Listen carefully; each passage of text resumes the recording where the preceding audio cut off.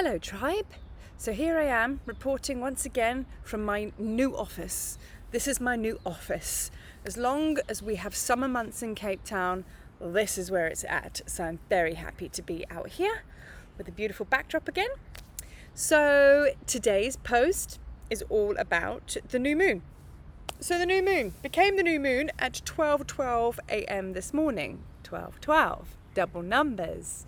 12:12 is also what we're coming up to in December, 12th of December, another power portal, but a whole different post. So let's refocus on the new moon. So the new moon, as we know, is very much about starting new projects, doing that wish list, creating manifestation, thinking about what it is that you want for the coming month, because of course the moon cycles last for a month, right? And if any of us work with the moon cycles, or if you don't, quick, very basic tutorial. You write your wish list on the new moon, you work with the new moon energy, supercharge that list and that manifestation you want to bring into creation. So each day you visit it, meditate on it, it will probably change and morph into something amazing through the different moon cycles. And then when you get to the full moon, you get a chance to almost blow all the shit away that's stuck to that manifestation, that new creation that doesn't need to be there, and then boom. So that is a very, very powerful way you can work with the new moon, the moon energies. Sorry, this is Odin, by the way, always hanging out. I don't have a tail. This is actually attached to a cat, not me. But anyway, he's here just holding space. So basically working with it like that, that's a real quick tutorial on how to work with the moon's energies. Very, very powerful, and it does work. So if you want to know more about that, flick to my Facebook group, sign up for that, and I'll be putting all of those little exercises in there that you can work with. Side note. Anyway, back to the new moon now. So the new moon for me, obviously every new moon has that whole new project vibe, do your wish list. But they also come through with specific energies at that time. And I've started to feel that the new moon energies are just as powerful as the full moon energies, because I started to get physical reactions now when they come around. And this one, about a week ago, I started to feel that I was really needed to go slow. Spirit wanted me to slow right down and just be still. And usually when that happens is because it's almost like low-flying planes are coming over the top, and you just need to be still until it passes, and then you re-engage. So this actually intensified even more, because over the weekend I had my first weekend off, time to be quiet and chill. Usually holding a ceremony or going to a ceremony, and it was like, no, you're resting. So I was like, okay, fine. Started to crank it up, got a little bit of tonsillitis that slowed me right down, feeling better today. So it's almost like it was just a slowing down mechanism. And I was like, why is spirit taking such lengths for me to be still? And then I started to tap into the energies today, that this new moon energy is a little bit stingy, for want of a better word. So I feel that it's all about power. I feel it's all about being in your power and just knowing when to engage and when not to engage. And I feel that plans can change quite a lot, and you can either get swept away with the chaos of it, meaning because your plans have changed, it doesn't necessarily mean that life is falling apart. For whatever reason, you've got to trust and align with whatever comes through to you and stand by that.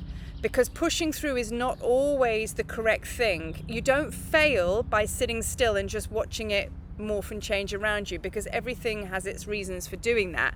So, I think that this is all about being still, to be honest.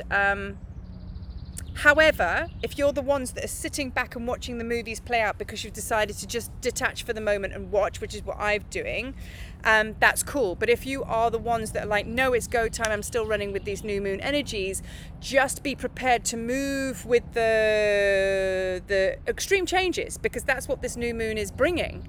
So if you're in creation mode and it's go time and you don't want to sit still, you've got to be able to move with the ebb and flow if things change all the way down, and not be reactive to it. That's the message here. Don't be reactive to it, because this is just all energy, and it's a powerful energy, this new moon, because we're building up to the 12/12 energies as well. They always add on. So if you're prepared to be out there in the field, just know and understand that What you see is not how it seems, and that's okay. Just be accepting that the energy is going to be here and there and things are going to change. You've got to move with it. But if you can't be doing with that chaos and it's all a bit much and you want to sit on the outside and just be, that's also cool as well. So just know what's expected of you. So 3 days prior and 3 days post is when the moon is most potent. So this will go on for the next 3 days. So I'll always bring it back to the Egypt energies because I'm just so Egypt. You can liken this period to a goddess called Nephthys, who is Isis's sister, and a god called Set, who is Osiris's brother. Nephthys and Set were husband and wife. Set is known as the god of chaos and storm.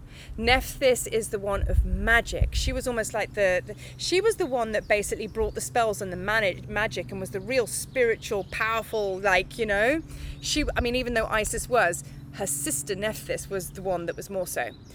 The way Nephthys works with Set is he brings the chaos and the storm.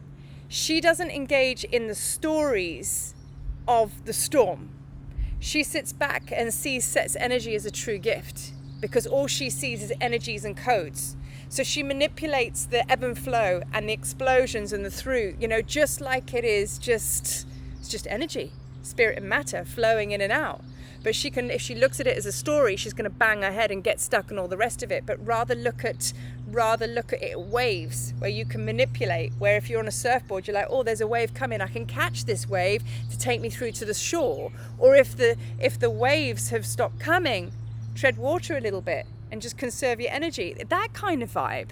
So it's to be like Nephthys, to look at everything in your reality as energy and codes and patterns and movements, and rather play with that rather than get stuck in it by viewing it as physical matter.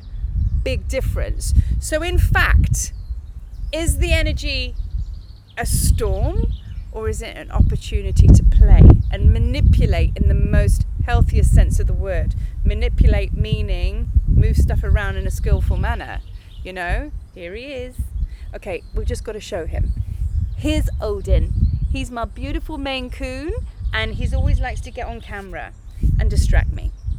So, you see what I'm saying? It's ebb and flow, and it's being able to move like that. And this isn't just a message for the new moon. I think this is just a message in life, that we have to become more looking at life through spiritual eyes or energy eyes rather than the story, the physical stuff, because otherwise you're just going to get wedged and stuck. So, that's my pearls of wisdom today for the new moon.